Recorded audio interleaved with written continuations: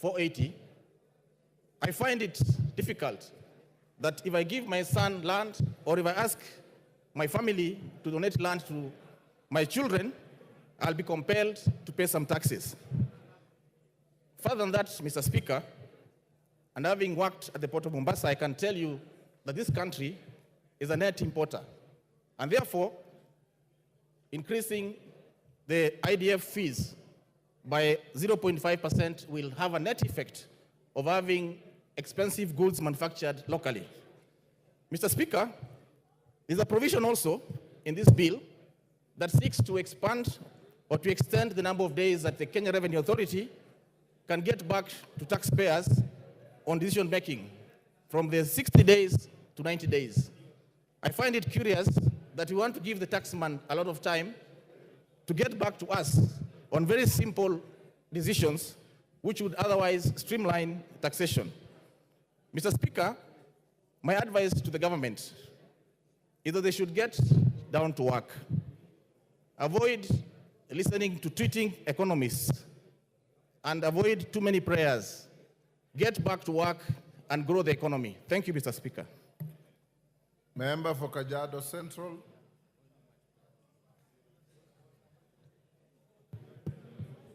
Thank you, Honorable Speaker, for giving me this opportunity. And Honorable Speaker, I rise to support the Finance Bill 2024 for the following reason, Honorable Speaker. One, the Finance Act 2023 had reduced the import declaration fee from 3.5 to 2.5%. This, Honorable Speaker, not only gave us a whole of 10 billion shillings, but it also encouraged importation. And Honorable Speaker, we all know the net effect of this.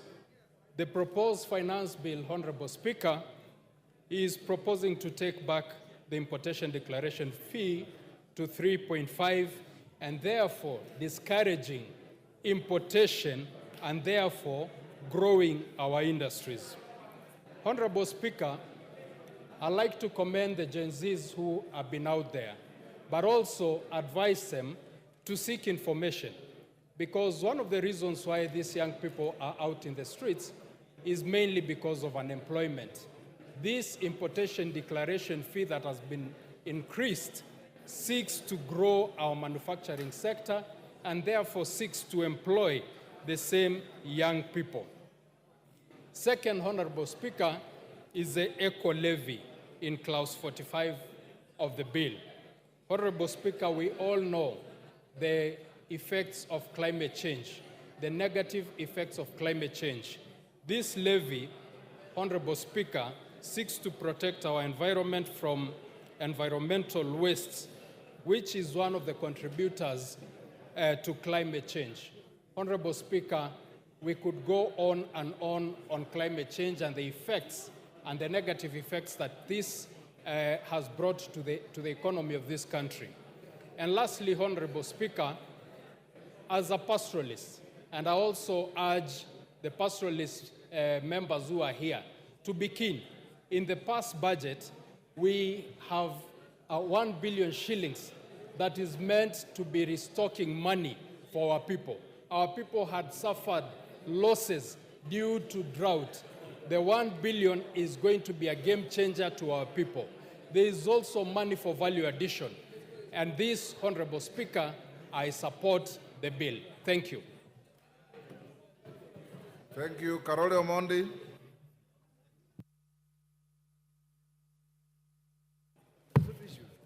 Thank you very much, Honorable Speaker, for giving me the opportunity to speak to this bill.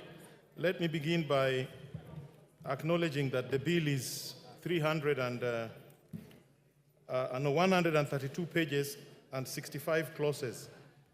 So to say that you are rejecting it in totality is just playing to the gallery. I think there are good things and bad things about in the bill. Mr. Speaker, I would like to talk to 3 things only because of the limitation of time. The first one is a clause that is being introduced in this bill on tax abandonment. I've not had a lot of public discussion on it.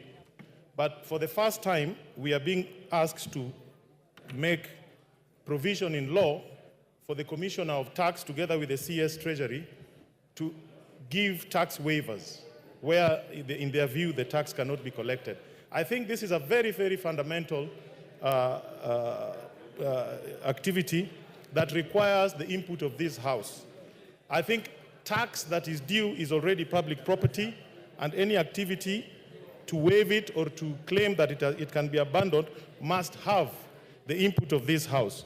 So I will be recommending, or rather I've already recommended certain amendments that will come to the floor of the House to recast this particular clause to see that any attempts to abandon tax are subject to approval of this House, as well as the requirements of Articles 201 and 210 of the Constitution of Kenya.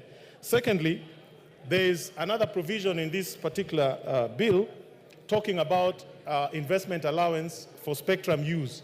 I believe this matter should be looked into detail because it also has retroactive effects on the tax that will be collected from the telecom companies. I believe there's a lot of work as Parliament we need to do on this matter to see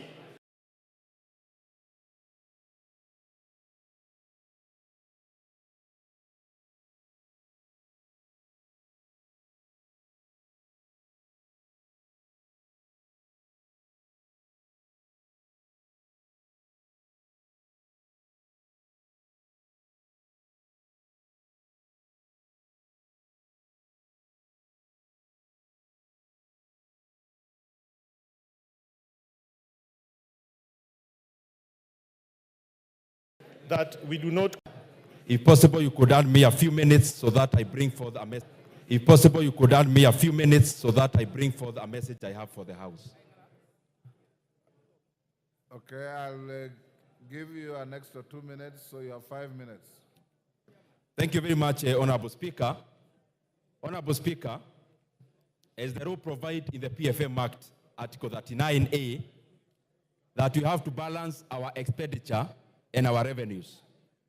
Honorable Speaker, I want to talk as the chairman of budget, and I actually want to talk as an indifferent party, that whatever may happen on the bill, the Budget and Appropriations Committee is prepared, Honorable Speaker. But from the onset, we want to laud Kenyans for their voices. This country belongs to Kenyans, and when they express themselves, they are doing precisely what the Constitution provides. I also want to laud all the Kenyan leaders, including our side of government and the other side, Honorable Speaker, because we are all geared to the welfare of the Kenyan people. Honorable Speaker, I have since, and I want members to, if possible, they can have this in their mind as we debate. I have since received a letter and communication from the National Treasury addressed to the clerk of the National Assembly, but I am copied as the chairperson of budget. Honorable Speaker, the Treasury is looking in all scenarios. Scenario number one, if the bill passes only with the amendments from the Finance Committee. Scenario number two is actually if the bill, the MPs in their wisdom decide that we shelve it. Honorable Speaker, if the status quo remains, that we pass the bill as proposed by the Honorable Kimani Kuria and the committee, the appropriations bill passes as it is, Honorable Speaker, as we did last week.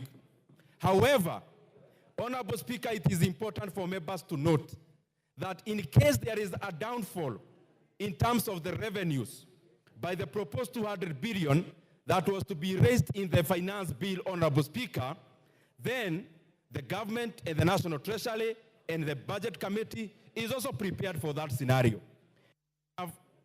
And I have communication, Honorable Speaker, from the National Treasury from the proposals. And I wish that I read some of them, that if the bill does not pass, Honorable Speaker, we'll be reducing the budget for the State House, 451 million, budget at the State Office of the President, 451 million, security organs, defense, for example, will be losing 7.75 billion, ongoing pivots in our constituencies will have to shelve that ambition by reducing by 800 million, Honorable Speaker. Higher Education Loans Board will be losing 3.2 billion. Honorable Speaker, the JSS teachers, 46,000 of them, Honorable Speaker, by letting this bill pass, will actually be giving jobs at the permanent and pensionable. Honorable Speaker, if the wisdom of this House is to shelve that decision, then it means the JSS teachers, whom, Honorable Speaker, I would persuade this House that we confirm there will be no funding. NGCDF will be reducing by 15 billion shillings, which is 50 million per constituency, Honorable Speaker. The monies we appropriated for electricity, 50 million per constituency, Honorable Speaker, by, again, not giving the National Treasury the power for more revenue-raising measures, the 50 million per constituency will be disappearing today, Honorable Speaker. Coffee Cheriford will be cut 1 billion, Honorable Speaker, if there is no funding, Honorable Speaker, through the finance bill. Our last plea is this. This letter is public information. It can be shared to the members of Parliament. Honorable Speaker, my plea is this, as the chairman of budget, that if it's possible, the House Business Committee can actually bring the appropriations bill this afternoon. That the decision that we take in the finance bill, we can also cascade the same by appropriating the proposed cuts in the appropriation bill so that we can finish the entire business today, Honorable Speaker. However, Honorable Speaker, I am sure with the same energy that we are speaking either for or against, we will also explain to Kenyans, the JSS teachers, I am sure those who will be voting against their confirmation to PNP, we will also explain to them, Honorable Speaker.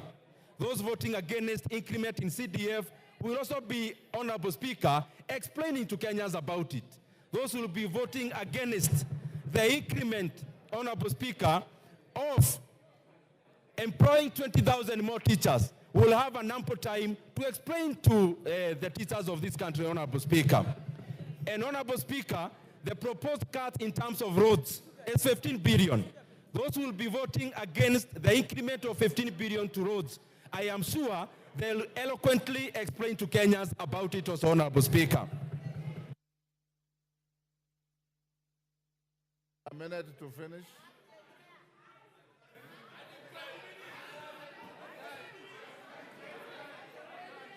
Order. Honorable Speaker. Order. Order, honorable members. Order. Order. Give him 3 minutes and wind up. Honorable Speaker, I want to be very objective. Honorable Speaker, these are the proposed cuts in case there is no revenue-raising measures as proposed by Honorable Kimani Kuria. Honorable Speaker, number one, as I said, I want to be very clear. State House has been cut money 500 million. Office of the President, another 500 million. Security like defense is 7.75 billion cuts. Honorable Speaker, the same. We have already promised our JSS teachers that the 46,000 of them will be employed on permanent and pensionable. Honorable Speaker, if we don't give the National Treasury the power for revenue-raising measures, it means the people will be voting against the confirmation of the 46,000 interns. Will have ample time to explain to them how they voted against them getting permanent jobs, Honorable Speaker. Honorable Speaker, the reduction in NGCDF is 15 billion shillings. That is a small figure, Honorable Speaker, because I can see members are saying 50 million is not much. In Kiharo, it's a lot of money, Honorable Speaker, that every constituency will be cut 50 million shillings starting July, Honorable Speaker. GAF, we just added them 500 million. Honorable Speaker, the proposal is to reverse the 500 million and also to reduce further by an extra 1 billion, Honorable Speaker. The monies we appropriated for electricity, 50 million per constituency, Honorable Speaker. I hope those who will be voting against electrification in our villages will have time to explain to Kenyans why they are voting against electricity in our rural areas, Honorable Speaker. Honorable Speaker, there is a proposed reduction. Order. Honorable Commissioner Mishi, I know you differently. Order. Order, honorable members. Order. Order, honorable members on both sides of the House. Order. Order. Honorable members on both sides of the House. In the tradition of Parliament, if you approve of something, you thumb your feet. You don't wail and shout as if you are in a rally. This is not a rally. This is a House of Parliament. Dindi, can you wind up? Honorable Speaker, the other thing is that there is a proposed reduction of 1 billion shillings in livestock restocking. From our side, we believe those who lost their livestock deserve to be compensated. Those who will vote against 1 billion that is going to livestock restocking will explain to our pastoralist, Honorable Speaker. Honorable Speaker, also, the monies proposed for reduction for school feeding program is 1.8 billion. On our side, we believe the 1.8 billion is needed to feed the children of this country as they go to our schools, Honorable Speaker. Honorable Speaker, the political parties, we can all agree in unison. We are proposing a cut of 900 million. I know that is not contentious. We can agree to cut it this afternoon, Honorable Speaker, because we are also prepared for it. Honorable Speaker, there is a proposed cut of 5.5 billion shillings for cash transfer. Our parents who registered last year deserve to get their cash transfer. Order, time up. Bet Simba. Order. Asante sana Rosa Buyu, Mheshimiwa. you have already spoken on this bill. You have no business doing what you are doing. Asante sana Mheshimiwa Spika kunipa fursa na mimi niweze kuzungumzia kuhusu mswada huu wa fedha. Mimi nimesimama kuupinga mswada huu. Na kitu nitasema hapa, viongozi muheshimu malalamishi ama matakwa ya wananchi. Muisikize vilio vya wananchi. Kuongeza ushuru wa mafuta kutapandisha kila bidhaa ambayo inahusiana na mafuta. Kwa hivyo hii ni shughuli ambayo haifai kwa sababu gharama za maisha zitakuwa juu. Kuweka ushuru kwa bidhaa zinazotoka ng'ambo zitamrudia tena mwananchi, kwa sababu bidhaa zinazotengenezwa hapa nchini bado haziwezi kukimu mahitaji yetu, mpaka tutachukua tena kutoka kule zile za ng'ambo, ambazo zitaleta shida zaidi. Kwanza tutengeneze viwanja vyetu kabla tujaweka ushuru huo. Na kuhusu kwamba fedha zitatoka wapi, wapunguze matumizi katika ofisi za serikali. Wanaweka pesa nyingi kuhudumia wageni wakija. Kama mgeni amekuja, mpe maji ya kunywa, na kama ni lazima akae paka mchana, mpe kidheri, mwambie hiyo ndio chakula chetu cha kitamaduni, sio kukula makuku na madino kwa gharama za wananchi. Mnaleta paka tu katika sehemu zenu. Kupandisha bei ya mikate, mwananchi wa kawaida ni bidhaa ambayo inatumika kwa kila boma. Kila boma asubuhi na jioni natumia mikate. Wewe unaenda kuongeza ushuru wa mkate. Na mkifanya hivyo tutakunywa chai na mgoka kama ndio mnataka hivyo. Kwa hivyo Mheshimiwa Spika, ni kwamba serikali ipunguze ile matumizi ambao wao wanafanya. Wapunguze safari wanazokwenda nje. Waende mahali ikiwa ni muhimu na ni watu wawili pekee yake, hapana kwenda watu 30 alafu mnasema wananchi waongeze ushuru na huku mmechukua ndege nzima mnaenda nayo huko nje. Mnakwenda mahoteli, mnazungumza ambao mikutano mnaweza fanya katika boardroom zenu. Hiyo ndio sio ni matatizo. Kwa hivyo mimi nasema kwamba ushuru ama hii mswada wa fedha uangushwe huu, kwa sababu wananchi wameusoma. Msione wale watoto wale vijana wameandamana, walisoma kwa sababu huu mswada uko katika mitandao, wanajua kila kipengee kile kilichoko pale. Mnaongeza matairi, mnaongeza vyombo ambavyo vitapima saratani. Mnaongeza bidhaa ambazo za x-ray ambao tayari matibabu ni gharama, na saizi mnaongeza tena. Itakuwa zaidi, watu wanaumia, watoto wanajinyonga huko kwa sababu ya depression ambao ziko nazo. Kwa hivyo Mheshimiwa Spika, nimesimama kupinga mswada huu. Asante sana. Mwengi Mutuse.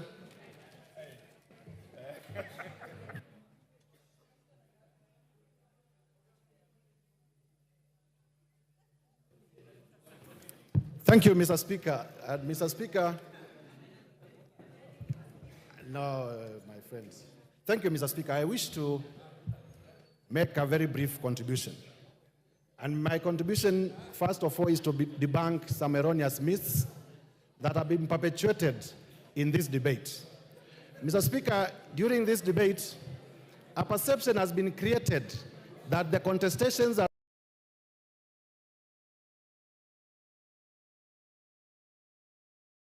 around the finance bill have only happened after President William Ruto became president. Nothing can be far from the truth. Mr. Speaker, those of us who are students of history know that taxation began 3,000 years before Christ, actually in the ancient kingdom of Egypt. And even at that time, taxation was contentious.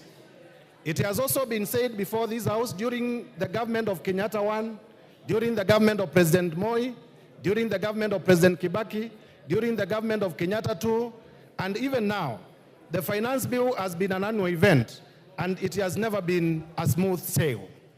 But something different has happened this year, Mr. Speaker. During the many times that the finance bill has been presented before Parliament, a lot of the times the voices of the people have never been factored by either the Parliament or by the executive. But for the first time in history, the voices of the people have been heard and have been factored in the report that was presented before this House by the Finance Committee. One of the principles of good governance is responsiveness. Responsiveness to the wishes of the people. And I want to laud the Finance Committee for being responsive to the wishes of the people of Kenya. Mr. Speaker, politics is a very interesting game. On Tuesday, and if we may be heard in silence, Mr. Speaker, on Tuesday, after we finished our parliamentary group, I had a very jovial discussion with some of my friends who are on the other side. I had very jovial discussions with some of my friends who are on the other side, and they were saying, why have you removed everything that you wanted to rely on in the finance bill to do politics? And I asked them, but you complained about these things, and you have been heard and they have been removed. And they told me, you know, the work of opposition is to oppose. And now that you have pulled the carpet under our feet, we must find something new to hang on. I am saying this so that Kenyans know that the opposition to the finance bill is majorly inspired by politics. It may not be inspired by the content. Lastly, Mr. Speaker, as a lawyer, I want to say, and this would have been ably articulated if I may get 1 minute, that the issues that have been complained of have already been overtaken by events. They are actually otious. Finally, what is the effect of rejecting the finance bill? The effect of rejecting the finance bill is to resort back to the finance bill of Joseph Oyula.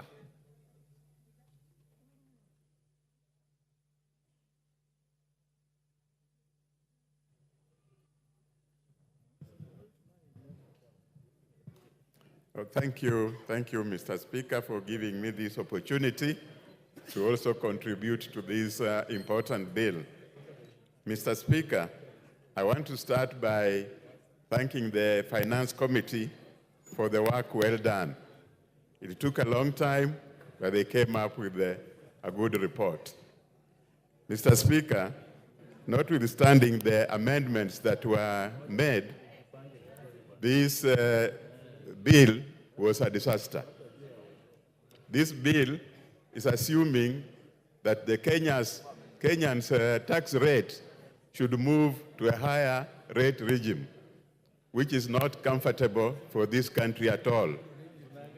Mr. Speaker, we should not take ourselves to a higher tax regime, which is going to cause stress to our business community and the individuals. The country needs to move slowly towards a higher tax regime. If the country is moved very fast, Mr. Speaker, then we will not balance our budget. Mr. Speaker, we need to make sure that the revenue is raised, yes, but also the tax rate is comfortable to the community of this country. Mr. Speaker, as we go through this bill, Mr. Speaker, let us note that increasing the tax rates does not guarantee raising that money. It has happened in the bill for 2023. We never made it. The chances are that during this period, we may also not make it. So the Treasury should not come up with such a disastrous proposal in the tax rate. It is for this reason, Mr. Speaker, that we are rejecting this bill, and I would want the Treasury to take it back and come up with a bill that is balanced, a bill that will ensure the country is raising revenue, and a bill that will ensure the people of Kenya are not stressed.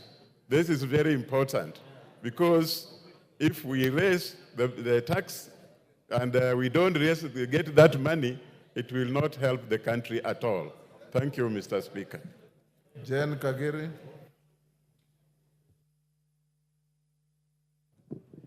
Thank you, Honorable Speaker, for giving me an opportunity to contribute to this very important bill. Honorable Speaker, allow me to start by congratulating the Finance Committee for listening to Kenyans and honoring their request on the deletion of the taxes that they felt that were punitive on them. Honorable Speaker, I would want to contribute on the clause on the introduction of eco-levy on sanitary towels and diapers.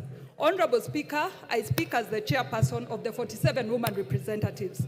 And recently, Honorable Speaker, we had the opportunity of enacting the Education Act of 2016, where we ensured that every student from class 5 to class 8, girls receive their sanitary towels. Honorable Speaker, out of the 47 counties, only 4 local manufacturers were given the opportunity to supply these sanitary towels. Honorable Speaker, this prominent house has been treated to a lot of drama and truthful stories of the situation we find ourselves with sanitary towels. Allow me, Honorable Speaker, to state that this levy has been introduced so that we encourage our local production and our local manufacturers, Honorable Speaker. I hear some members say that we will have low supply because we don't have enough manufacturers. Honorable Speaker, I have had conversations with our manufacturers who are able to produce enough sanitary towels for us. Honorable Speaker, a visit to the supermarkets made me learn that sanitary towels that are locally manufactured are cheaper than those that are imported. Honorable Speaker, we cannot allow importers to continue making unscrupulous profits on Kenyans here, yet they pay no excise on their products, and the local manufacturers have to pay VAT on their raw materials. Honorable Speaker, I stand to support this bill, and I stand to support the eco-levy be charged on sanitary towels and diapers to ensure that we grow our local manufacturers.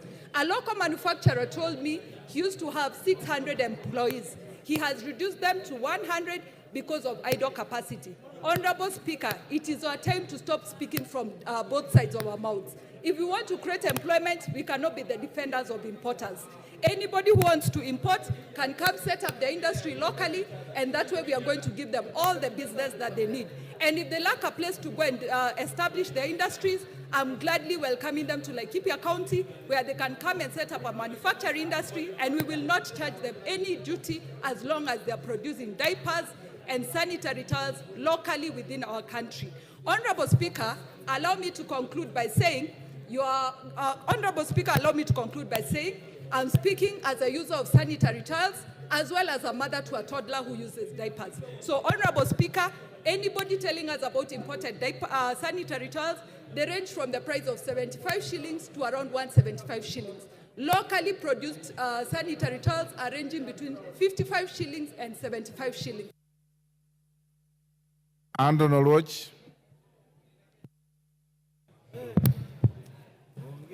Thank you, Honorable Speaker. From the very onset, allow me to say that I rise to oppose this bill.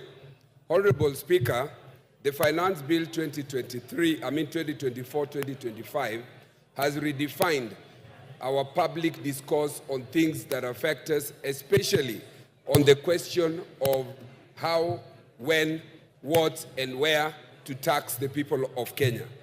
I want to take this opportunity to thank our Generation Z, because they have reminded us of what is stated under Article 2 and how we, as this legislative house, the executive and judiciary, arrive at the positions in which we arrive.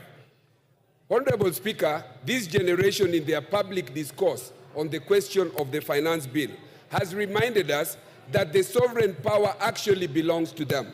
All this power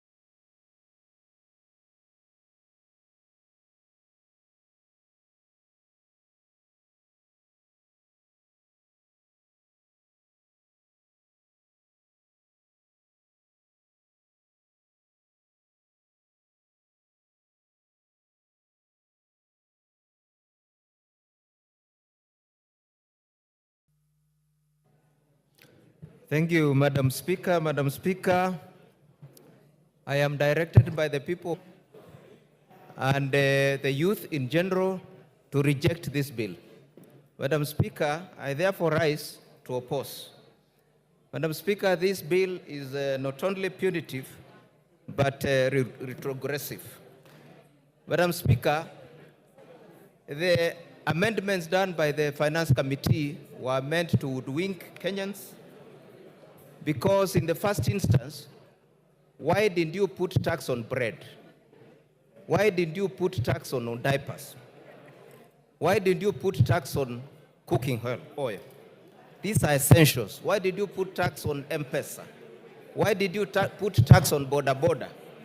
Madam Speaker, I'm very disturbed by this finance bill, especially because this government is insensitive even to the sick. There is a tax on cancer equipment, which will eventually increase the cost of treatment of cancer. Madam Speaker, the bill in general intends to increase taxation, which eventually will increase the cost of living. And it will make life harder and make Kenyans poorer. Madam Speaker, we recall that the Kenya Kwanza government promised a bottom-up economic model, taking money to the hustlers, to the villages, to the poor. But this bill is now taking money from the poor and bringing it back to Nairobi. Madam Speaker, I care for the people of Mwingi. I care for the jobless. I care for the youth. I care for the hustlers. I therefore reject the bill. I reject high taxation. I reject high cost of living. I reject poverty. I reject oppression. I condemn Treasury for bringing this shoddy bill to Parliament. And therefore I demand its withdrawal. Madam Speaker, I oppose archaic, punitive, outrageous, and careless finance bills in the future. I say no to this finance bill. I say no to oppression. I say no to unfair taxation. I say no to poverty. I reject the finance bill. I reject. Thank you, Madam Speaker. Member for Butere, Honorable Tindi. Asante sana madam. Asante sana Bi Speaker kwa kunipea nafasi. Jambo la kwanza nataka niseme nimesimama kwa kupinga mswada huu wa fedha mwaka wa 2024. Bi Speaker, vile unajua kwa Kenya wanahangaika, gharama ya maisha iko juu, na serikali ambayo iko kwa mamlaka ilitafuta kura na mamlaka ikiambia Wakenya ya kwamba watashukisha ushuru, wakasema ya kwamba wataweka pesa mfukoni, watatengeneza kazi na watafanya maisha ikue mema kwa ule Mkenya wa kawaida. Kwa hivyo hii mswada wa fedha unaongeza ushuru ambayo ni kinyume na vile walieleza Wakenya.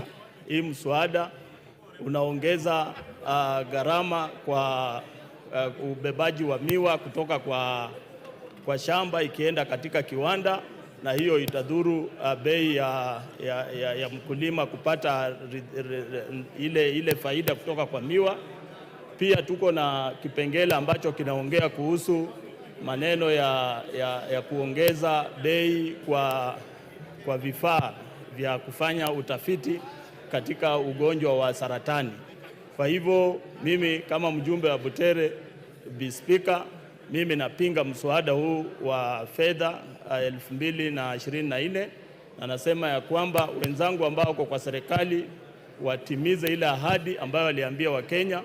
Tunataka tuone mama mboga akifaidika katika serikali, tunataka kuona bodaboda akifaidika, tunataka kuona mtu wa chini ambaye ni hasla akifaidika, tunataka tuone viwanda zikiwanawiri, sio kuweka ushuru mingi katika viwanda. Kwa hivyo Bi Speaker, mimi kama mjumbe wa Butere nataka niende katika rekodi ya kwamba nimepinga mswada huu na najua Wakenya wengi wako na sisi tutapiga kupinga mswada wa 2024. Asanteni sana. Member for Sigor Lochakapong. Yeah, thank you, Honorable Speaker. Now I rise to support this Finance Bill 2024. And Honorable Speaker,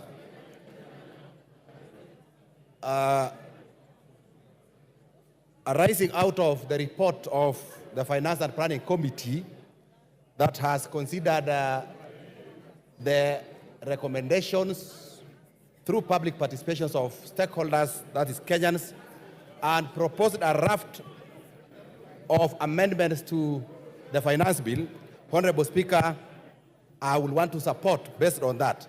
Now, Honorable Speaker, when you look at the report of the Finance and Planning Committee, which is a committee of this House, having looked at the Finance Bill and having listened to the stakeholders, Honorable Speaker, I think it is a good report. And on the basis of this report, Honorable Speaker, I want to support this Finance Bill.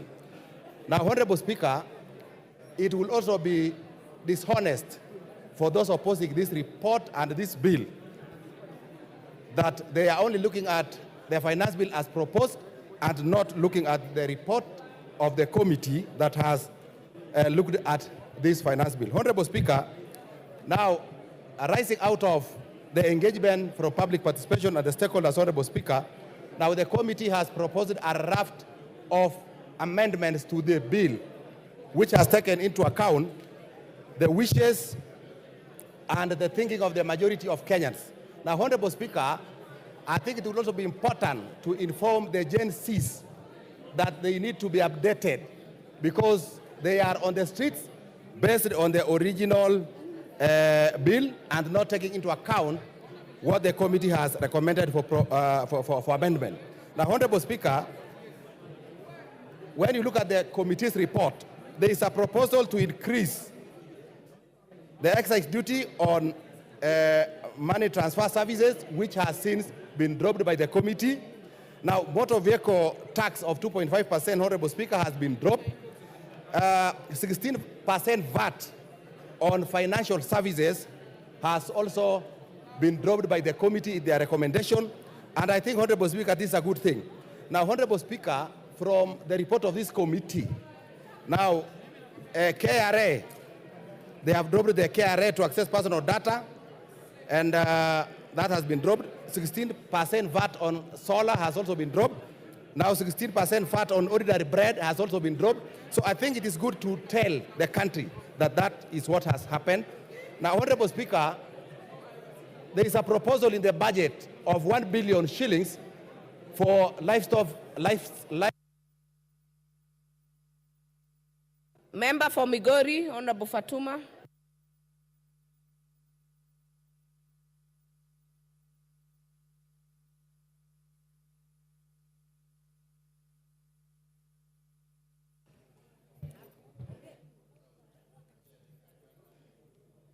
Thank you, Madam Speaker, for this opportunity.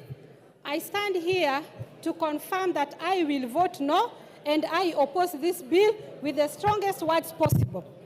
Madam Speaker, I would like those speaking in this House to go into their phones and see what's happening on the streets. If there is any public participation that needs to be done, it is now. Go out and see what's happening on the streets. All our uniformed policemen are out to tackle it out with the youths. The youths who are not from Kibera, the youths who are not from Majengo, they are from Karen, they are from Kayole, they are from Lavington, they are Christians, they are Muslims, they are all mixed races. They are against this bill. But because they voted for me, today I will vote for them, saying it is a no. Madam Speaker, there is a problem with the youth getting jobs in this country. And the majority of them are now depending on social media to make some pennies for them to feed their family. As we say that we have lowered the cost of bread, may I tell you, bread will not be affordable at all for these youths because the smartphones that they use to do TikTok and any other small business that can give them funds, they have put a levy on it about 225 shillings on top of the price that is already there. We know very well that we don't have smartphones here manufactured into better quality that they can use for their business. Madam Speaker, we are hurting the hustlers that we promised to help. They have created their own jobs for themselves, and we are still following them up where they are to hurt them more. Madam Speaker, we know that electricity is very expensive in this country, and more so, it's even irregular. You get electricity 1 hour, 2 hours, it is gone. Madam Speaker, we have put an extra levy on the basic solar system batteries, meaning that if you can't get Kenya power, sorry, you cannot get solar. What else are we trying to tell Kenyans? What are we telling investors? That go to hell. And I am telling you, Madam Speaker, since this government came into power, we have 30 companies that have closed down, including my favorite son's company called Cadbury that makes Cadbury chocolates. Soon he won't be able to get them at all because the company has closed. And other more like Procter & Gamble, Rickett & Banker, Colgate Palmolive, Cadbury, even Rubber. I can go on up to 30. Unfortunately, we brag here and say that we are creating jobs. May I tell you, the sanitary pads that we are bragging here that we have put levy on imported ones. I want you to know that all these women in this house, plus your daughters and sons, fellow men, they know that these sanitary pads that are being put on tax here, in other countries they're given. Member for Mandera South, Honorable Abdul Haro.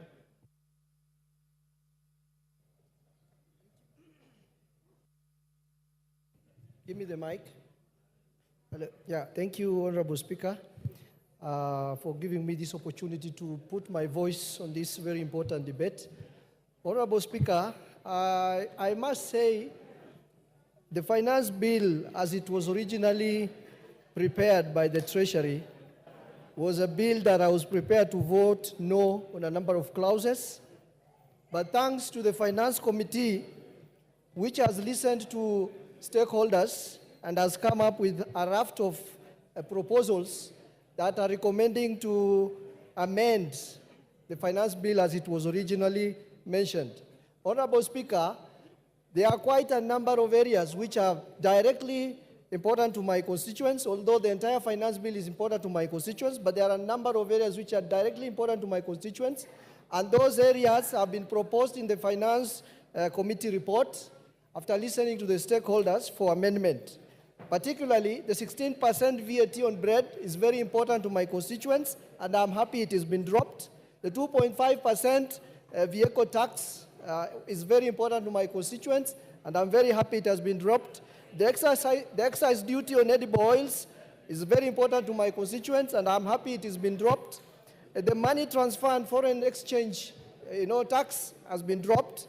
The eco tax on diapers and sanitary pads, which have been dropped, is important to my constituents. And Honorable Speaker, the housing levy, the NSSF and NHIF, which is now a tax deductible item, is also very important, which means those who are salaried will not have a lot of taxes to pay. And Honorable Speaker, the proposal to amend Data Protection Act for KRA to access our data has been removed. That is also an important area to my constituents. And Honorable Speaker, the 16% VAT on supply of solar and lithium batteries is important because it promotes uptake of clean energy for my constituents and the rest of Kenyans. Honorable Speaker, on the divide side, I'm also happy that 18 billion has been set aside for the employment of 46,000 JSS teachers on PNP, on permanent and pensionable terms. And I'm also happy that the appropriations bill also is going to fund the extra hiring of another 20,000 JSS teachers, coming from an area where teachers is a challenge to our schools. I'm very happy that this is happening.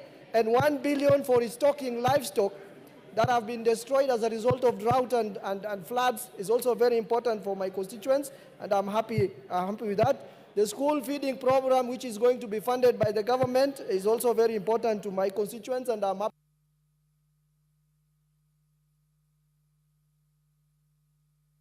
Your time is up. Member for Westlands.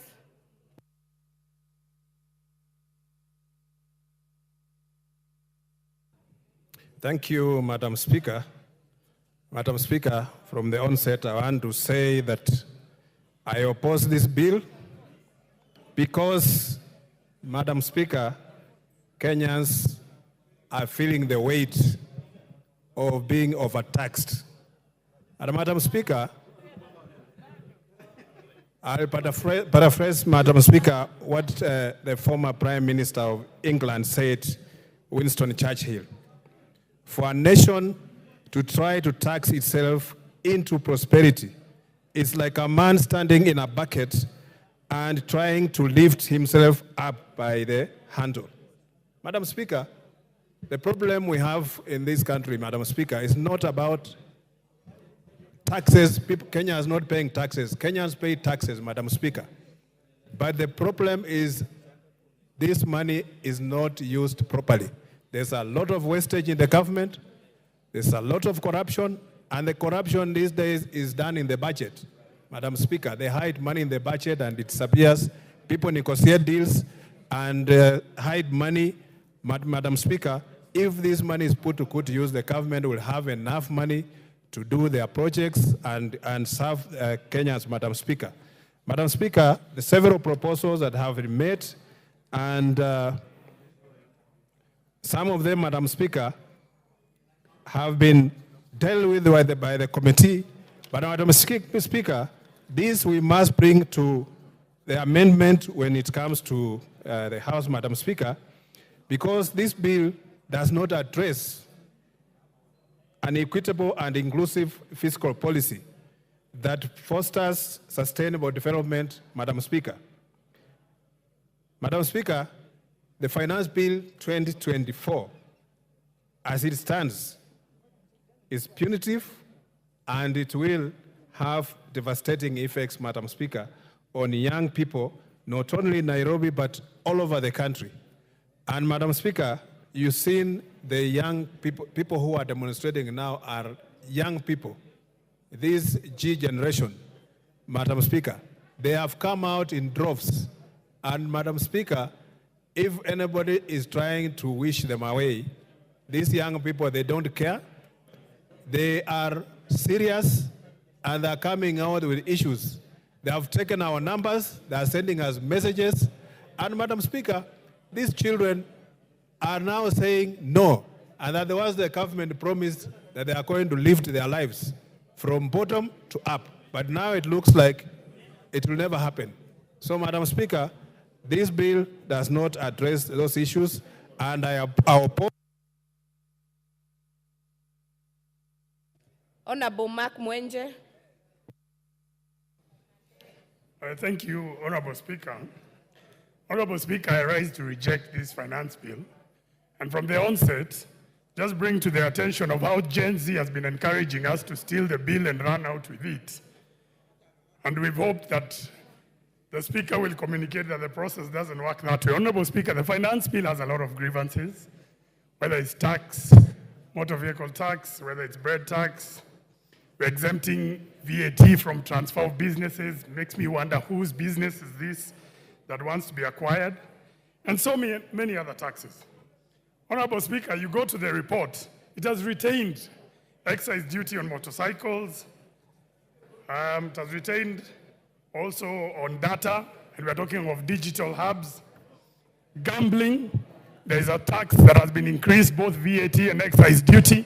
This will mean there's a black market, and more importantly, will also lead to less collection, as we saw last year. The target was 31 billion, we've only collected 26 billion. We should learn from what has happened with capital gains tax. We increased it last year, this year it's been reduced. Why? Because we collected less. The eco-levy on medical equipment, such as cancer, why are we increasing taxes on cancer patients? Imports, we're an importing nation. We must accept IDF, RDL, until we're able to produce locally to satisfy our local market. We must consider that we are still an importing nation. Come to Nairobi, you'll find shops have been closed, Honorable Speaker. Honorable Speaker, there's a clause 57 here, that if you fail to integrate into e-teams, the fine is 2 million. It's been proposed by the committee, they lower this. They've not said how much. So that is what you stand to lose, Honorable Speaker. Honorable Speaker, this finance bill and the last years, based on the number of businesses it is killing, it operates like a serial killer. And serial killers leave a trademark so that they can be identified. You want to find it in this finance bill, it's in clause 66. Why would you put that clause there, Honorable Speaker? Honorable Speaker, clause 63, which talks about KRA accessing your data. I want to challenge the entire House. Look at the amendments of the committee. They have not said they are withdrawing this clause. This clause still remains as per the recommendation in the report. So, and I want to tell the members on the other side, this clause will hurt you more than it will hurt me, Honorable Speaker. Finally, Honorable Speaker, Section 54 of the Housing Act. Why are we deleting it? Who are we selling these houses to?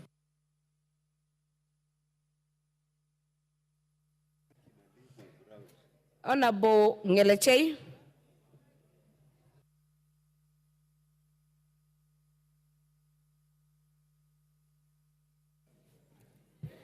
Thank you, Madam Speaker, for giving the people of Elgeyo Marakwet an opportunity to speak on the Finance Bill 2024. Madam Speaker, first of all, before I say something, at times it is very dishonest or very ignorant for members of Parliament who would want to celebrate the increase in CDF, NGAF, and get other funding for maybe electricity, water, without telling Kenyans where the money is supposed to come from.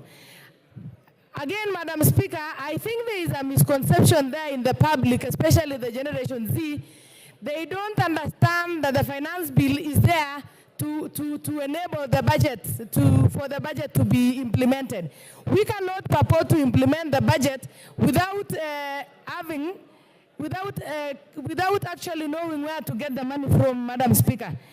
It is, I want to say, for the Generation Z to get jobs, we need to impose tax on imported goods so that we encourage our local manufacturers, Madam Speaker, to be able to produce and employ these youth, Madam Speaker. This tax will ensure that the JSS teachers get employed, Madam Speaker. We also, recently we saw the intern doctors demonstrating, Madam Speaker, and the government could not raise funds to facilitate and pay them, Madam Speaker. The only way that this can be realized is, Madam Speaker, by ensuring that we get tax and we get levies from Wananchi, Madam Speaker. Madam Speaker, there is also a misconception on so much. I am a farmer and I come from Elgeyo Marakwet where people farm. Tax on imported potatoes, eggs, avocados from outside.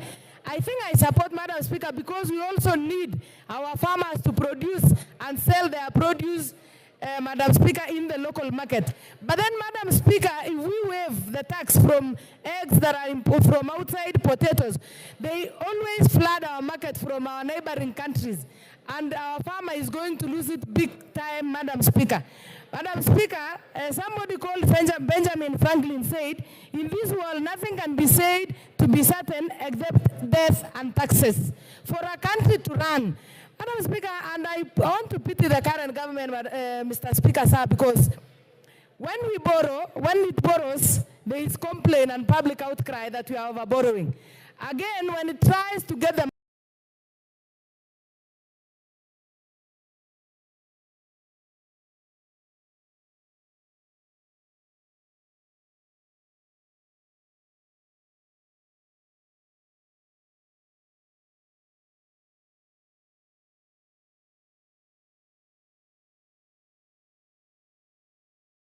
an outcry. I think there is something that people who have a knowledge and idea are misleading young people, maybe who are not aware of what it is, Madam. Charles Onjoke. Charles Onjoke. Honorable Speaker, thank you for the opportunity that I may contribute to this bill. On behalf of the people of Bonchari, who have sent me various views about this bill. They have taken time to go through it. Some of the issues they say are as follows: that there's wanton wastage of government public funds. If that were to be stemmed, then we can have a better economy and a better bill. 2, the bill as is, the VAT on bread is not acceptable by the people of Bonchari. The tax on motor vehicles, and most of the taxes seem to be dampening the economy. We'd have to see a situation where the taxes promote the growth of our economy. The basis of taxation is 2 things, the base and the rate.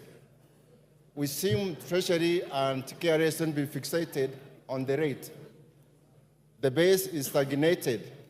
How I wish we focused more on the rate so that there's more relief on the Kenyans who are paying the taxes.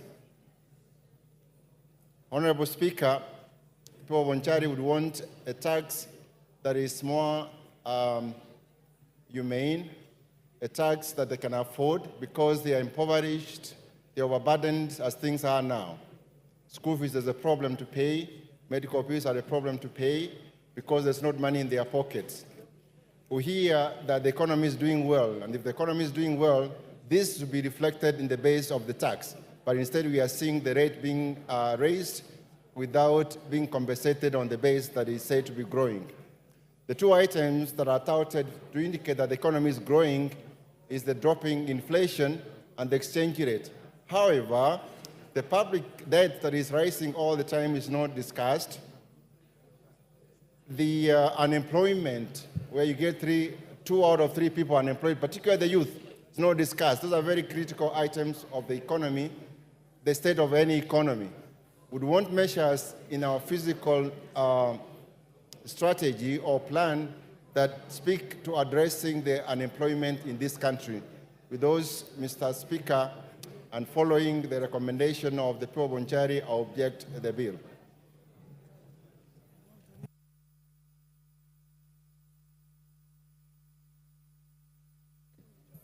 Ronald Karauri.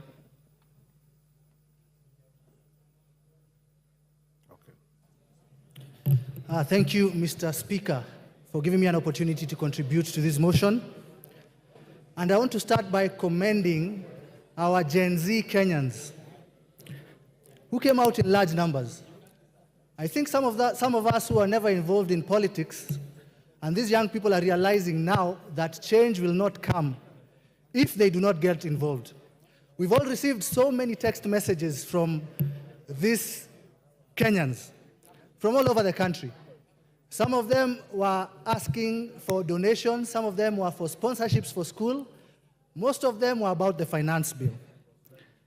We're also getting M-Pesas to confirm our identity. Mr. Speaker, regrettably, the maximum amount I got was less than 50 shillings, while most of my counterparts got over 100,000. But I want to encourage Kenyans to keep contributing because I have a foundation which supports needy children in Kansarani to go to school. I understand the frustration of these Kenyans. When there is a tax on bread, when they do not have jobs, I understand why they would go on the streets. When you have failure in collection of taxes and never achieve the target, and you see bloated budgets and expenditures, it is very likely that people will go on the street. When you see a policymaker, I saw someone from KRA on TV the other day who could not explain the motor vehicle tax. This only creates the perception in the public that these taxes are out there to hurt them and not to help them. But even as I say that, Mr. Speaker, we must come back to reality. We have a budget deficit that we need to bridge. We need to stop borrowing. Members of this House passed a budget policy statement. I talked to one of my colleagues here and he told me we will pass the budget policy, but we will reject the finance bill. You know, when we talk about integrity, we need to start there. The changes have already been made, and I want to commend the Finance Committee. The VAT on bread has been dropped. The excise on vegetable oil has been dropped. The motor vehicle tax has been dropped. Mobile money transfer has been dropped. I would be a very deceptive individual if I did not change my stance and now support the bill with the amendments. For the Gen Z, I want to tell you the headlines of yesterday's newspapers. Nation headline said, RUTO backs down. The Standard talked about RUTO beats a retreat. My advice to them is that you've already won. In terms of the budget policy, the changes have been made in the finance bill, and you should be celebrating. And with those... Evo Bara.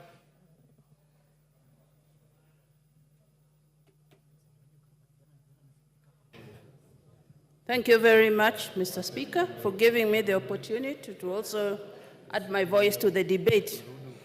Mr. Speaker, on behalf of the people of Kabondo Kasipul and all those concerned Kenyans who have sent me their messages, I want to reject the bill. Mr. Speaker, I listened to the chair of budget, Mr. Ndindi Nyoro, when he gave a raft of areas of budget cuts in case we do not approve this budget. Mr. Speaker, as we explain to the people on why the budget cuts, he may also need to explain to the people on how much was raised from the taxes, raised taxes. He may need to explain on the loans, foreign loans and the local loans that have been borrowed. We may need to explain the housing levy receipts. He may need also to explain to us how much has been disbursed for the Hustler Fund, as we also explain on why we are recommending the cuts. Mr. Speaker, I've also had a lot of talk on the Generation Z. Mr. Speaker, it is not about, I think they have missed the point. It is not about the paper. It is not about the bill that we are discussing. Mr. Speaker, I believe this is a reaction to the frustration of the people of Kenya on the high cost of living. Mr. Speaker, it's an act of frustration on the loss of jobs and also the drastic reduction of their disposable income from the taxes. Mr. Speaker, we need to give them hope.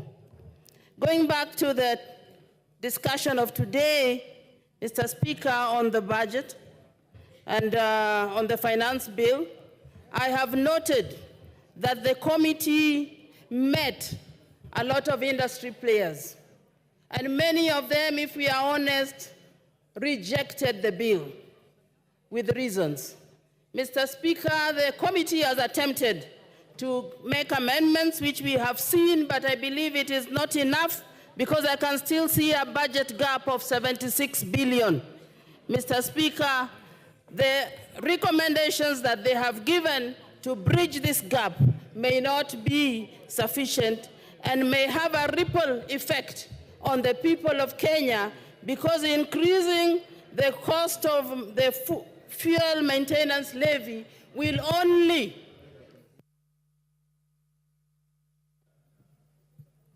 Hamisi Abdi Voi.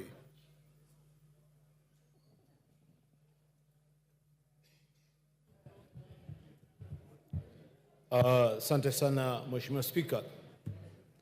Nasimama kutoa mchango wangu kwa mswada huu wa fedha wa mwaka 2024.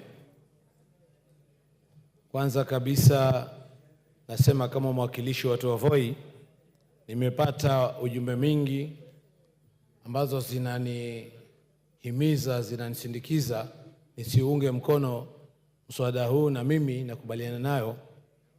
Na sababu za msingi ni kuwa mswada wenyewe ulivyotengezwa tangu awali si mzuri kwa uchumi, kwa wananchi, wawekezaji na kwa nchi kwa jumla, na nimeona nia na lengo ya kuhadaa wananchi, kwa sababu yale yaliyokuwa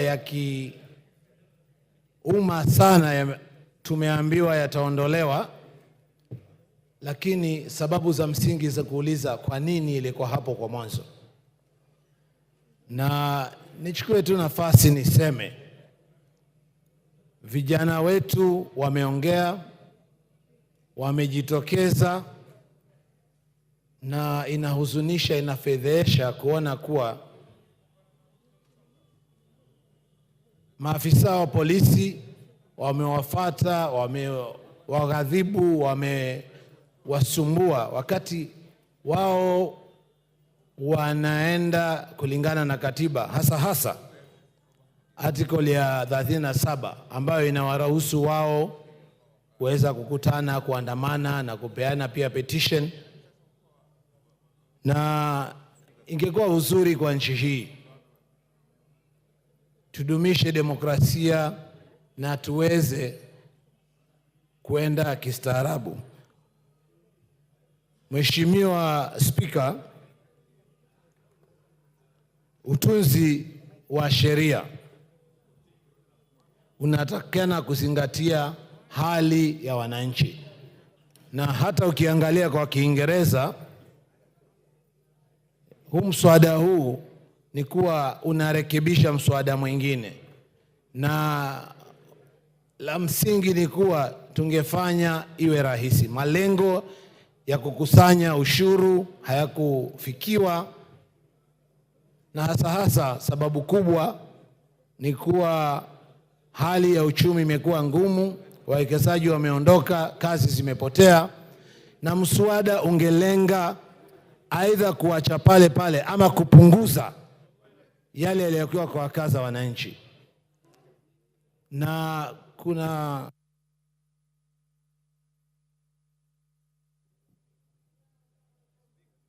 Time up. Lisa Chelule.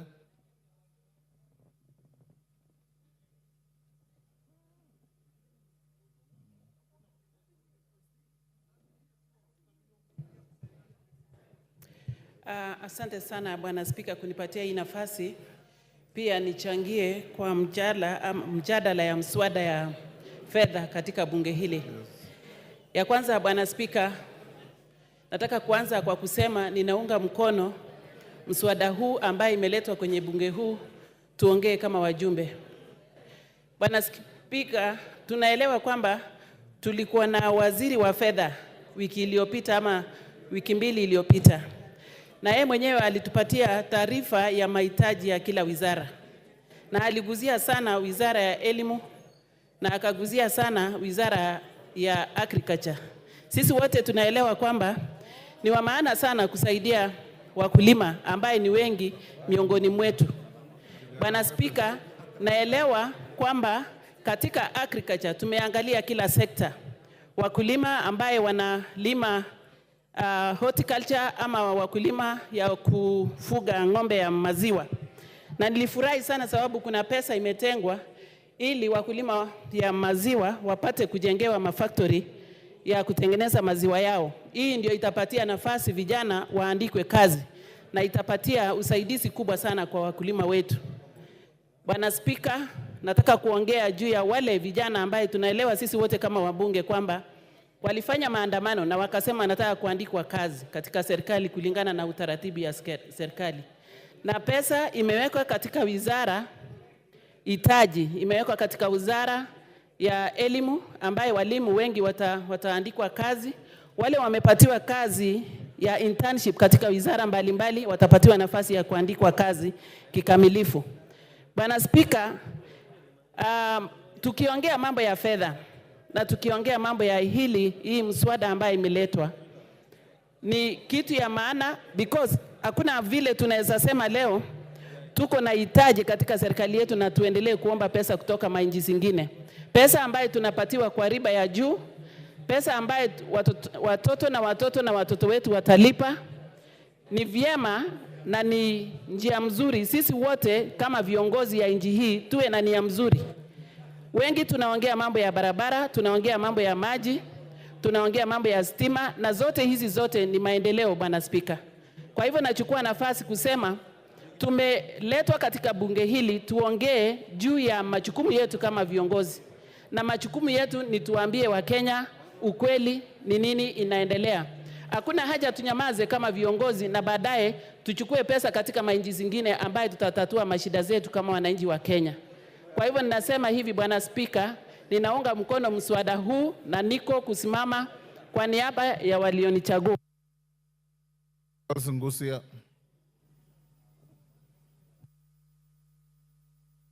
Finally, Mr. Speaker, thank you for this opportunity just to add my voice on this matter, which has been the most controversial finance bill in Kenyan history, Mr. Speaker. Allow me to start thanking the Finance Committee for the meticulously and excellent job they have done so far. Because, Mr. Speaker, based on the circumstances, the 18 things they have dropped in this finance bill is not easy. This is a thing that could have actually caused what we call economic earthquake or economic crisis in our country, Mr. Speaker.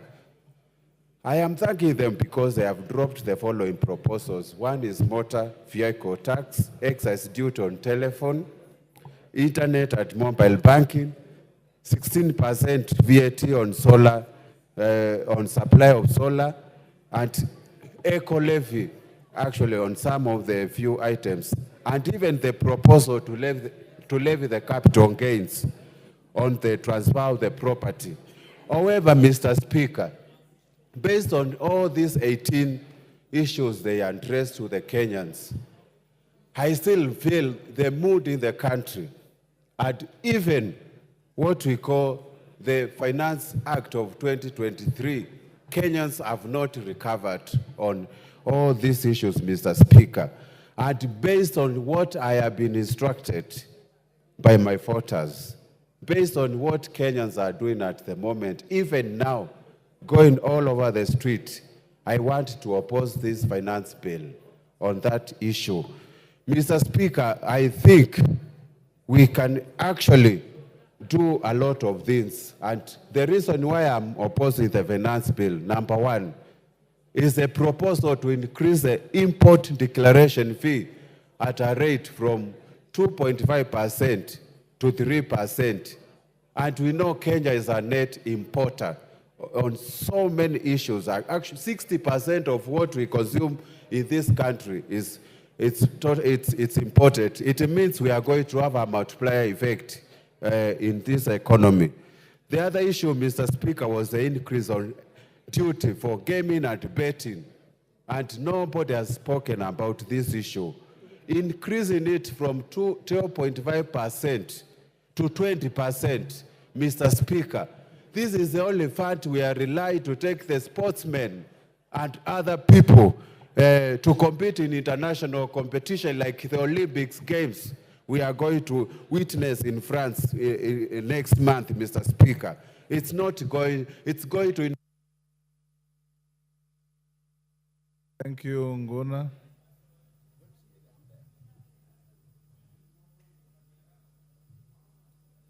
MP Brett.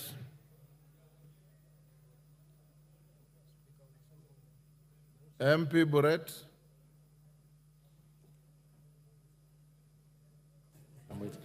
Thank you very much, Mr. Speaker. I rise to support the motion, not the motion, the bill, finance bill, together with the proposals that the Finance Committee has recommended in their report.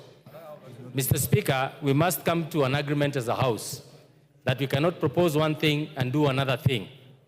We did indeed made proposals as this House and passed the appropriation bill, allowing the Budget Committee to be able to appropriate the funds that we had thought are of essence and also of great concern to the people. Mr. Speaker, in accepting and agreeing to the appropriation bill, the monies that we had voted for the constituencies, the various projects that are within our constituencies, and the nation's development, we did therefore agree that we will be able to raise these revenues either through ordinary tax or the proposals that the Finance Committee are going to come for us to be able to fund these projects. I find it hypocritical for members to rise up here and say that they will reject the finance bill in totality, and also refusing to acknowledge that therefore it must be accompanied by reductions or some elimination of some of the projects and the expenditures that you had proposed. Mr. Speaker, having read through the appropriation bill, this bill had proposed 1 trillion shillings, close to 1 trillion shillings, on repayment of interest on debt. This in itself has been monies that were taken, loans that were taken by the previous governments combined. And we must be able to pay for these debts. We must be able to move forward as a nation by approving and acknowledging that as a nation, we should be able to raise our own revenues by whatever means possible, but making sure that the most vulnerable of us are protected. I support this bill, Mr. Speaker, and the proposals because it makes provisions for the employment of the JSS interns, the 46,000 of them, that they will be able to be taken in as permanent and pensionable, Mr. Speaker. I also would want to take this opportunity, Mr. Speaker, that TSC may consider the letters that they sent to the JSS interns who went on strike, demanding that they be employed for the purposes of them benefiting from these monies and these revenues that we are raising for their employment. For this, Mr. Speaker, I support with the amendments and the adoption of the report of the Finance Committee. Thank you, Mr. Speaker. Mumias West.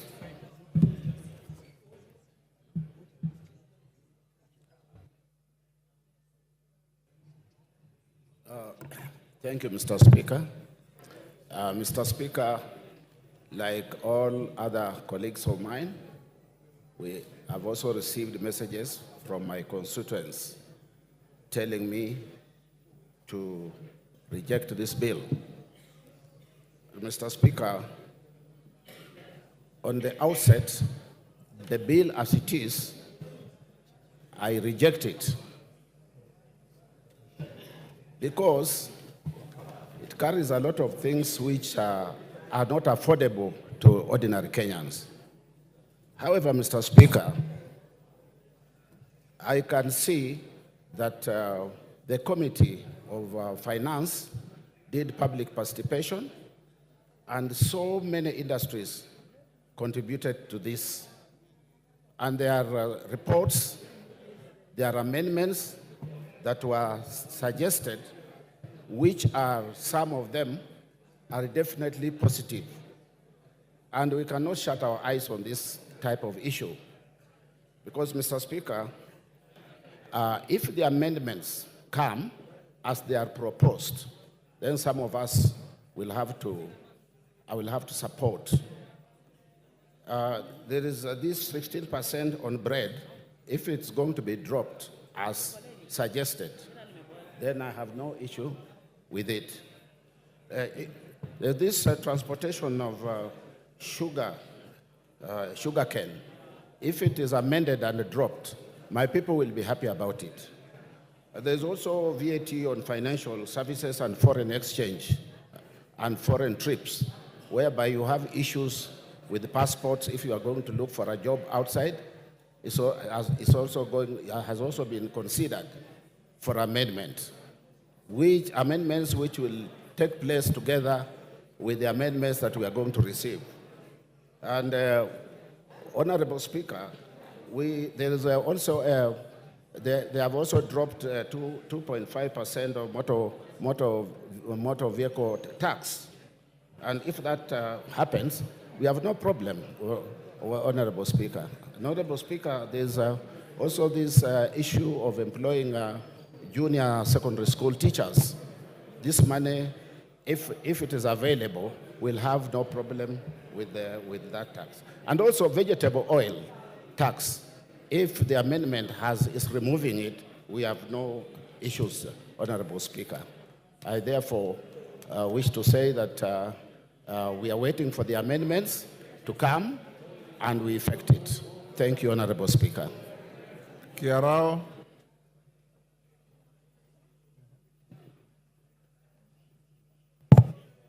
Thank you, Honorable Speaker, for giving me this opportunity to air my views in regard to this Finance Bill 2024.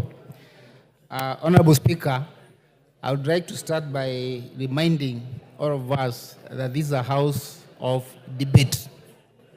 Honorable Speaker, I think it is our noble responsibility to articulate and look in with a microscopic eye all issues in front of us with the sole purpose of coming up with a data or a document which is favorable to our nation and the people who have sent us here.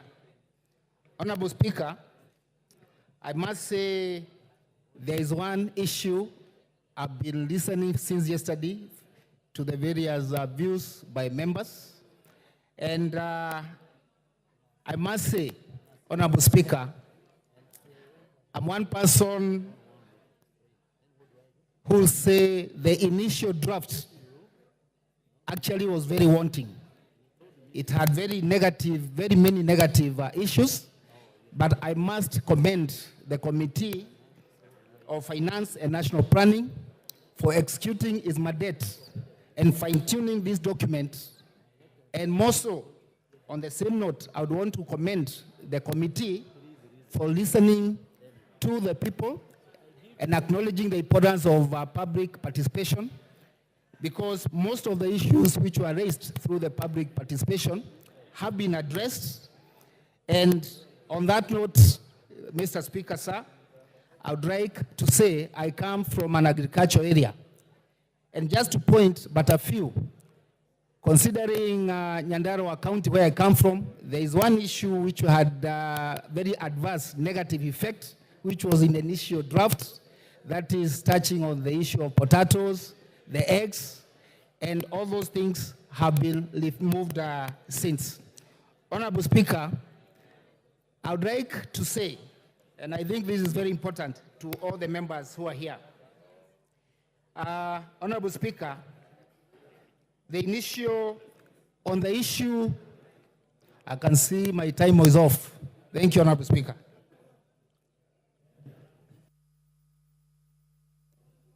Kilifi Women Rep. Women Rep Kilifi. Kama hayuko,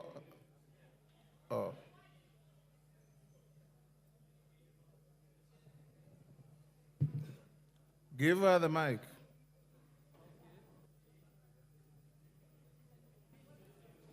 Asante Mheshimiwa Spika. Mheshimiwa Spika, nizungumze kupinga mjadala huu wa fedha. Mheshimiwa Spika, kuelezea bunge hili kuwa pesa za bajeti zinaweza kupatikana tu kwa njia tatu: kutoza kodi wananchi, kuendea mikopo nje, au kupunguza bajeti ile ambayo imepangwa. Mheshimiwa Spika, ukiona wale wananchi kule nje wanaandamana, ni kwa sababu ya kutozwa kodi.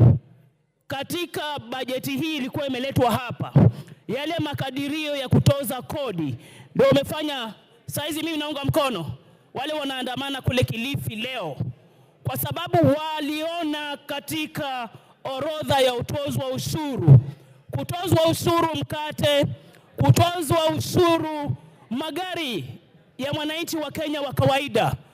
Mheshimiwa Spika, watu kama Ichungwa, kina Osoro, vijana wadogo hawa wamefura kichwa.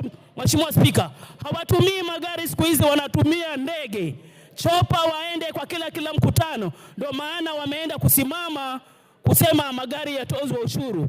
Wananchi wako kule nje, kutozwa ushuru vyombo vya kupima saratani. Mheshimiwa Spika, Honorable Mbeyu, there's a point of order. Yes, Karemba. Order. Karemba. Give to Karemba the...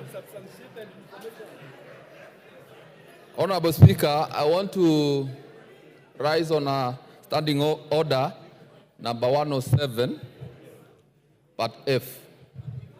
Niulize I want to ask whether the honorable member is in order to refer to the Honorable Soro and his colleague as having big-handed. I think that is very unparliamentary, and she should withdraw those remarks.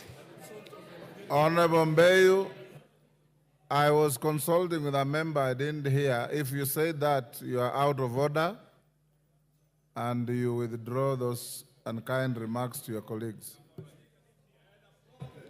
Mheshimiwa Speaker, sijajua amesema nini, lakini tampa mfano tu. Nasema hawa wameweka kodi ya magari ya mwananchi wa kawaida kwa sababu saa hizi tunawaona wakitembea na ndege wakienda mikutano, na huu ni ukweli. Niko na ushahidi, Mheshimiwa Speaker.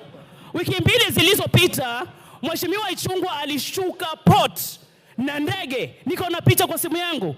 Kwa hivyo hawezi kuweka kodi ya magari. Yes, ya pili, Mheshimiwa Speaker. Kagombe, order. Honorable Kagombe. Mupe Kagombe. Mr. Speaker, I rise on standing order number 107. And Mr. Speaker, we are creating a very bad precedent where you make a ruling on someone to withdraw a statement and they proceed to make contributions to this House as if you have not made a ruling. I beg, Mr. Speaker, Honorable Karemba stood here and he has pointed out issues that have been delivered to this House that are disorderly and outrightly false. She knows that she has contradicted. You've made your point. So please, let her continue. Mbeyu, I told you withdraw the remarks that are offensive against your colleagues. Now you proceed to say somebody landed somewhere with in an aircraft. Does that make somebody big-headed? Yes. Withdraw those remarks. Mheshimiwa Speaker, nimeondoa maneno hayo na nataka Mheshimiwa Kagombe pia apambane na hali yake kule kotini, atuache tuzungumze wananchi wa kawaida. Mheshimiwa Speaker.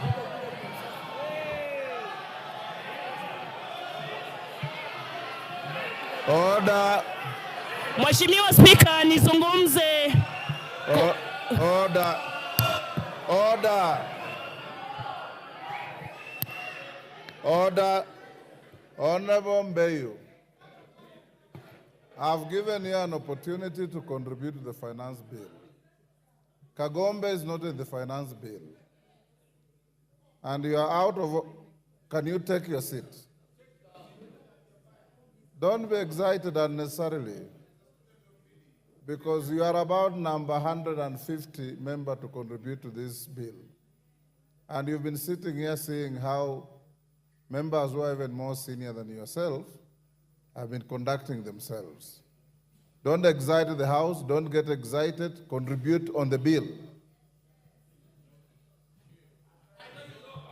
Asante Mheshimiwa Speaker, tukiona katika ile bajeti watu wakiandamana, vyombo vya kupima saratani katika hospitali yetu vinaenda kutozwa kodi. Yale mambo ambayo yaliwekwa katika bajeti hii, katika mswada huu ndio nayazungumzia. Wakituambia ati wametoa, na tujaona amendment, Mheshimiwa Speaker, lazima tuione leo hii kuwa imerekebishwa ndio wananchi wetu waweze kukubali. Mambo ya kuweza kuona stakabadhi za pesa to access KRA, to access financial status za watu wa Kenya ni mambo ya aibu. Watu wako na haki ya pesa zao na kuwa siri. Mheshimiwa Speaker, mkate, mafuta, mtozo ushuru ni aibu. Kamati ya bajeti, kamati ya finance. Member for Lamu East.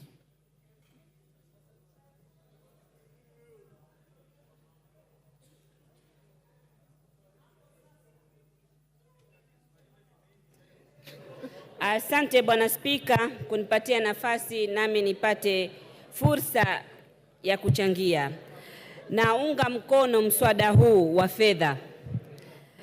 Bwana Spika, katika mswada huu wa fedha nina imani kwamba Lamu Mashariki itaunganishwa na Wakenya wengine, kwa sababu hivi sasa kutoka tupate uhuru mpaka sasa Lamu Mashariki iko kivyake, haijaunganishwa na Wakenya.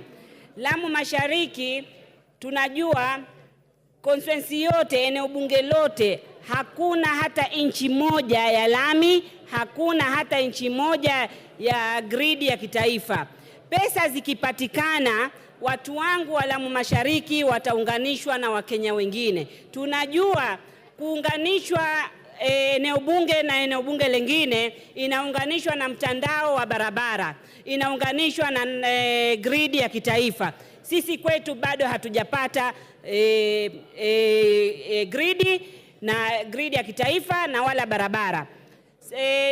Kama Wakenya na sisi Lamu Mashariki tumekuwa tukitoa ushuru na sehemu zingine maeneo bunge mengine yameendelea. Sasa basi tuendelee kutoa ushuru, tena tuendelee kutoa ushuru sana, na sisi Lamu Mashariki na sisi tupate haya maendeleo. Kwa hivyo kwa sababu hizo mimi naunga mkono kwa dhati, nikiwa na imani ya serikali hii kwamba ndio itatuunganisha sisi na Wakenya wengine. Bwana Spika, lazima tuwe wavumilivu na tufikirie Wakenya wengine. Kama nyinyi sehemu zingine zimeendelea na mumeshiba, sisi wengine bado tuna hamu na maendeleo hatujapata. Kwa hivyo kama nyinyi muko matown, muna barabara kila pahali, muna stima kila pahali, nyinyi mumeshiba. Kule kwetu tunasema wale wanaoshiba samli wanatoa miba. Sisi tuna njaa bado kwetu ya maendeleo, hatuna maendeleo. Kwa hivyo hatuwezi kupinga pesa ipatikane. Toeni ushuru, acheni mchezo. Kuna watu kule wengine wanaumia. Ushuru ndio kuendelea kwa nchi.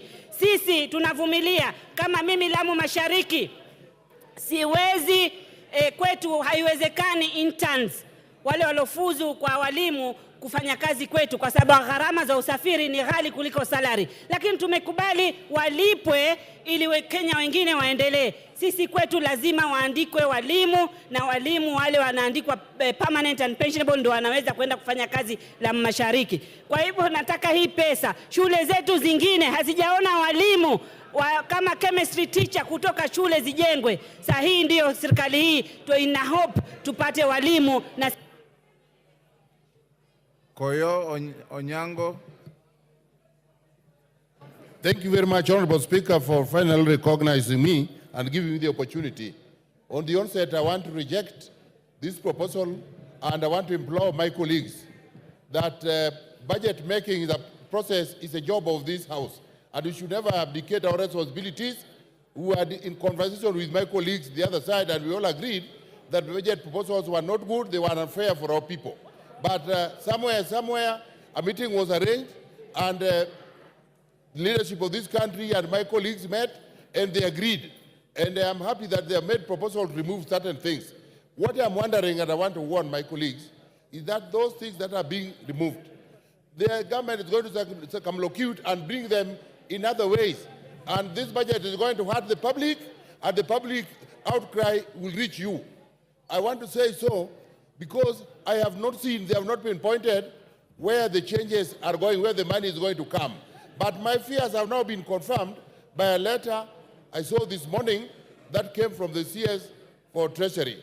And they have been reinforced by the assertions by my colleague, the respected chairman of Budget Committee, who has come and read drafts of things that await us just in case we do not pass things the way they want. I want to say that these proposals are deceptive, and we need to stand firm and make sure the changes that are dangerous to the people we represent are not allowed. I want to repeat to this House the old adage that there is no taxation without representation. Where I sit, the people I represent, there is serious manufacturing, there is serious farming, there is serious business going on. Government, every taxation circle harvests a lot of money from already constituency through sugarcane farmers. Yes, Koyo, there's a point of order from Honorable Mandazi. Oh, thank you. Mandazi, what is the point of order? Yeah, thank you, Speaker. In the same way that Honorable Nsenku yesterday rose and requested your ruling on the fact that as members of Parliament who keyed in as early as 7 a.m. today, with all fairness, Mr. Speaker, we would want to request you again to rule today that those of us who keyed in, our cards should remain in for the afternoon session. Thank you, Speaker. Thank you very much, Honorable Speaker. People need to I be... thought Koyo was out of order, but he's not. When we rise in the next few minutes, leave your cards. People need to be very patient. I've been queuing here since 10 o'clock yesterday, and I was here very early in the morning. But because of resilience, the Speaker has finally seen me and given me the opportunity. Mr. Speaker, I want to remind these people that my constituency chants a lot of money to the Treasury. But when it comes to development, real development, they only see in the neighborhood. They did not know why real development was not taking part in their place until the Deputy President carelessly asserted that this country is led through shareholding, that we need to be a shareholder. So my constituents happen not to be shareholders, and they see elaborate electrification program in the neighborhood. We are at epicenter of different constituencies. So they see roads that are meant for county government are being tarmacked all over in the neighborhood. When they have their own challenges, we have marauding floods every year that affect the constituency. When we ask for money, we are told there's still no budget, let us wait for money. But in the neighborhood, you see certain things happen. We want taxation that also comes with... Members, before we rise, like we directed you this morning, we hope by 3:30, the mover will be called to reply. Make sure you have your electronic card for voting. I'm told the clerk had already circulated information so that we can be able to spend less time on voting and do other business. It matters not whether it's roll call or electronic card. Even that electronic voting is not a secret vote because it appears on the screen, it will be on Hansard, and everybody will know how you voted. So it matters not whether you are saying yes on the floor or no on the floor. An electronic vote for purposes of the House is not a secret vote. Order, honorable members, will you be upstanding?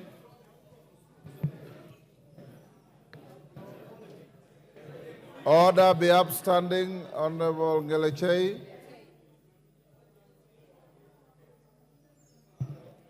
Honorable members, it's now 1:01, and the House stands adjourned until 2:30 this afternoon.